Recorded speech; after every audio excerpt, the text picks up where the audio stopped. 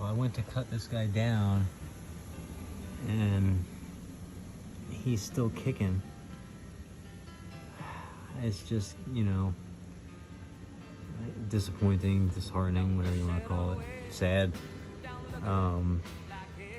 This was the first guy to form his cocoon, so it's not a good omen for the rest of these guys. But hopefully we'll have better luck with the ones that are coming soon.